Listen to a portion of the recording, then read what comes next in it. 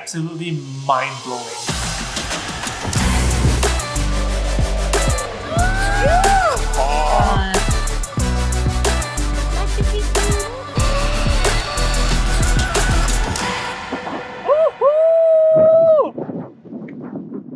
Hi there, it's John and Jocelyn from JJescapes, and today is our final day in Peru. We spent 2 months in Peru exploring the entire country, from the mountains to the desert to the ocean and finally to the lake.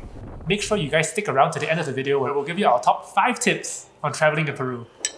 We flew into Peru from Ecuador, and the first stop we made was in Cusco, which was the ancient capital of the Incan Empire. Of course, we did many day trips. We did almost all the available day trips out to the ruins, both Incan and pre-Incan ruins. And the highlight of Cusco was definitely the Inca Trail and Machu Picchu. After visiting so many ruins, we thought how much more amazing can Machu Picchu be. But after 4 days of hiking through high altitudes, when you reach the sun gate, you stand there and the clouds part and you see Machu Picchu for the first time, it's totally magical. Magical.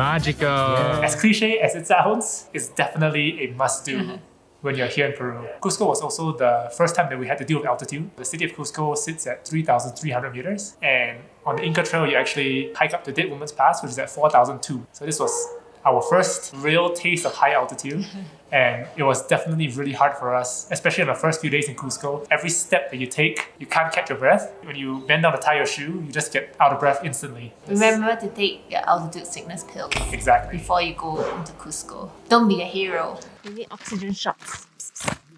In Cusco, besides the day trips and hiking the Inca Trail and Machu Picchu, we actually stayed at 2 amazing places, one of which was the Vertical Sky Luxury Suite, which was an amazing experience. I love luxury hotels. It was so incredible being able to sleep on the side of a mountain and waking up to see the sunrise over the holy mountain of the Incas. Almost brought tears to my eyes. I also spent 2 hours standing on top, taking a time lapse, so it's playing right now. Wait, no, but that was also the most challenging check-in process ever for a hotel. First, they make you do a via ferrata, then they make you climb into your lodge. In the dark. In the dark, in the cold, in the wind. We could have died. No, you couldn't. Yeah, it was safe. The guides were not even wearing the safety equipment. It was amazing. It was a glass capsule hanging off the side of the mountain. Condors flying at eye level too. The second hotel that we stayed at was the Belmont Sanctuary Lodge, which was located right at the entrance of Machu Picchu. There are no other hotels there. Most people that visit Machu Picchu have to stay in Aguas Calientes and take the bus up. But we managed to stay right at the foot of Machu Picchu. It was just amazing. After finishing your Inca Trail, you just walk straight to your accommodation. Welcome. And it's the most luxurious hotel that we've ever stayed at.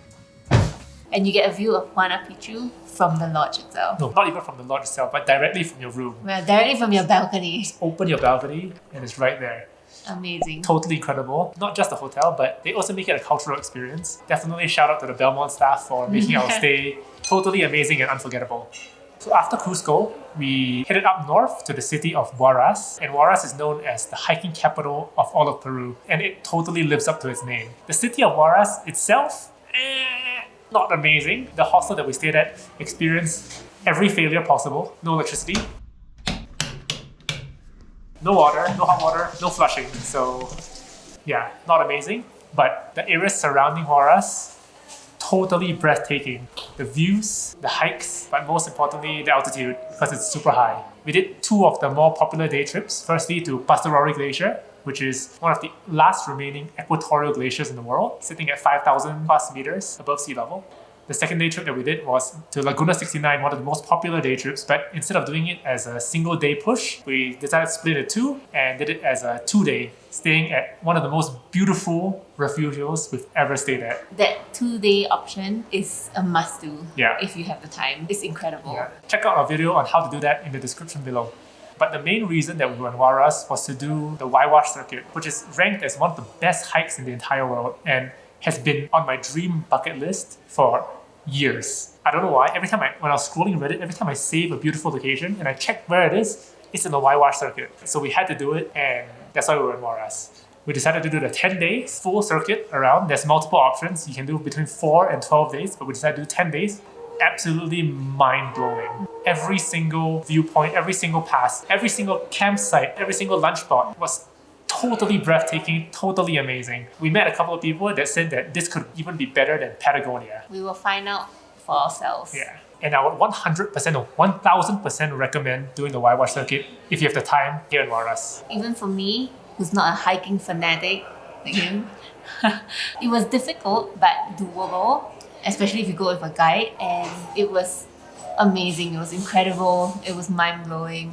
Every viewpoint you go to, you can't believe that you're seeing that with your own eyes. So I would also 1000% recommend it. If I could do it, you definitely can do it. After all that hiking in Cusco and in Huaraz, we needed to go to Lima for my sake to recuperate. So Lima is known as the gastronomic capital of Latin America and also the actual capital of Peru. Lots of capitals in Peru. We could see why. There are a lot of restaurants in Lima that were in the top 50 list, and we tried one of them, Maida.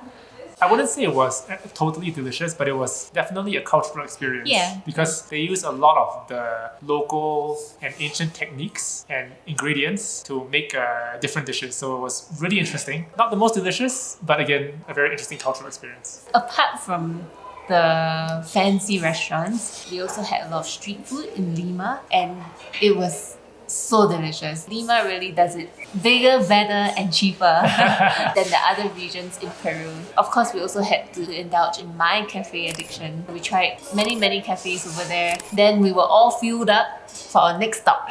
After Lima, we left the coast and headed south into the desert. Our first stop was Paracas, which is a small town where the desert meets the ocean, which was really fascinating. And we did a number of things there. The must-do thing in Paracas is to visit Ballestas Islands, which is known as the Galapagos Islands of Peru. It was pretty amazing. If we hadn't visited the actual Galapagos Islands before, definitely a lot of wildlife, so many birds. We saw way more penguins than we did in the Galapagos, so definitely a plus for Peru. We also did an epic biking adventure into Paracas National Reserve. The landscapes there, totally otherworldly. It's like you're cycling on Mars. Except that it's really hot, really sandy, too much sand. Your legs are burning the whole time because instead of doing the easy way and taking a scooter or a car, we decided to take the most difficult and most manual way and cycle around the entire park. So follow our guide on the most optimal route so that you tackle the hardest part at the beginning and have smooth sailing at the end when you're most tired. After Paracas, we headed to Huacachina, which is an amazing oasis in the middle of the desert. And when we got there, we realized that the entire town is just purely for tourists, which usually is something that we don't like, but we can totally see why Huacachina is a must-do when you're in the Paracas area. The whole town is surrounded by sand dunes, like really tall sand dunes, and you can hike up to the top of the sand dunes for an amazing viewpoint, especially during sunset. Epic sunsets. It was crazy. I think If your mother tells you that you have sunset at home, don't believe her because it's way more amazing when you're in the desert. it's technically the same sunset. No, it's not. No, it's not. Yeah, but it was amazing. It was so beautiful. There was a lot of sand. Too much sand. There was too much sand. That's not a good idea. And we also did other activities there, such as the Takama wine tour, Oh, where we drank too much. way too much. We crashed a Peru hot party. And all I have to say is that we're a little bit too old for that kind of activity. And we also did the dune buggy, which is also highly recommended. Don't scrimp. Okay, don't scrimp like us, don't be cheapos like us and think about not doing it. Dune buggy is definitely a must-do. The drivers are totally crazy. I felt like the car was gonna flip. And we're definitely in the air at some points. We're definitely in the air at some points. This is unlike Dubai. Don't go to Dubai.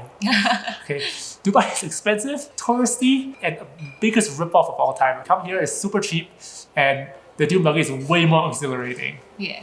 The final biggest thing to do in the desert is to visit Nazca for the incredible and mysterious Nazca lines. You can visit the lines in two ways. First way is to drive along the highway and go up one of those towers. They built like observation towers along the highway for you to view some of the Nazca lines. But the best way to do it is definitely take a flight. You take a small little propeller plane up maybe about 30 minutes and they show you all the most famous Nazca lines.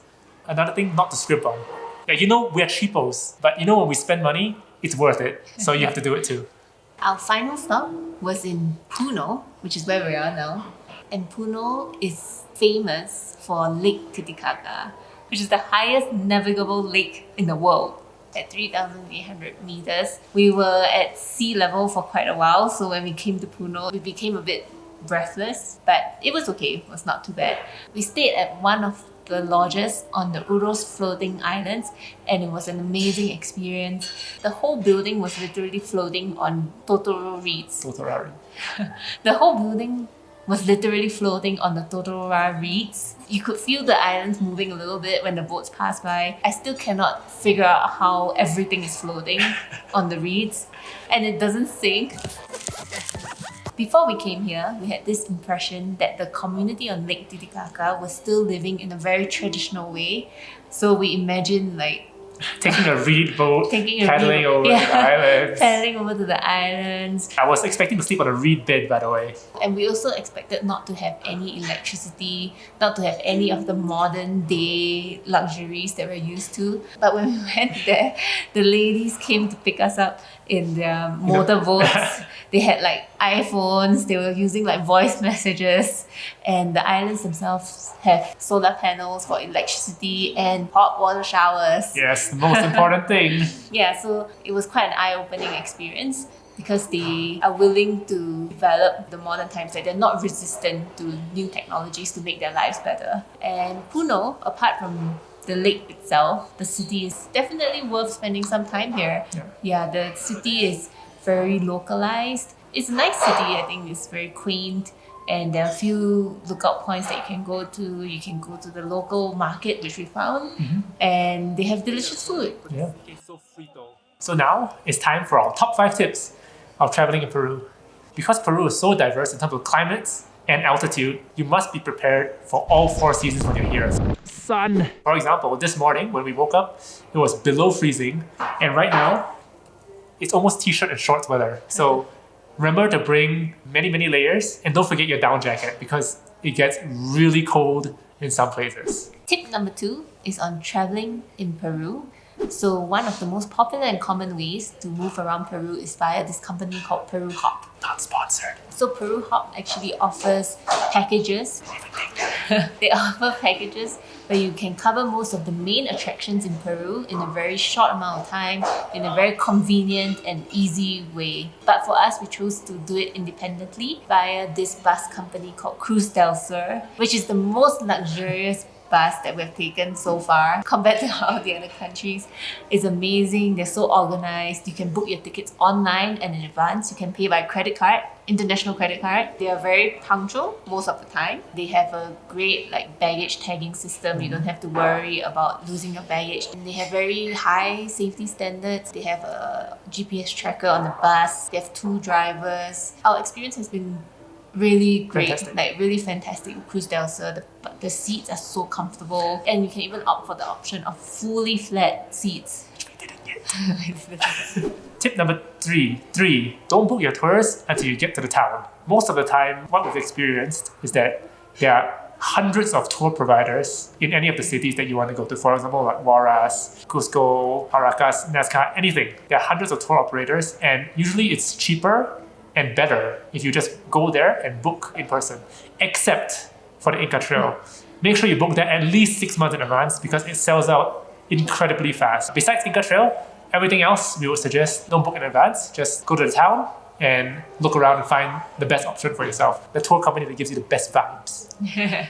Tip number 4 is on hot water showers. In our experience, Peru seems to not be able to get their hot water showers right. All of South America.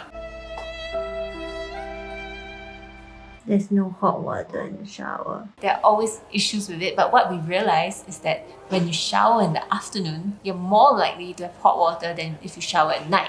I'm not sure why. I think they use like solar powered heaters. I don't know. But shower in the afternoon, always hedge your bets. When there's hot water, immediately shower. Don't think that you will get hot water later on in the day because you probably won't. Our final tip number 5. If you're looking to save money or are traveling on a budget, a really good option for lunch in all of South America, including Peru, is what they call menu del dia or menu of the day. The way you find a menu del dia is you look outside the local restaurants and you'll see a little signboard with chalk writing or whiteboard marker writing telling you what they have available for the day. Usually it comes with soup and a main, and sometimes even drink. And sometimes dessert. And sometimes even dessert. Yeah, you're right. They're incredibly affordable. Sometimes can be less than $2 per person for a 3-course meal. Definitely keep this in mind while you're traveling in South America. So as you can see, Peru is so much more than just Machu Picchu. Because of its varied climates and landscapes, whether you're looking for adventure, beautiful scenery, luxurious experiences, Peru has something to offer you. Cheers. Thank you for watching our video. If you enjoy our content and would like to continue following our journey across South America, please remember to like and subscribe. If you have any comments, we'd love to hear from you in the comment box below. See you guys in the next country!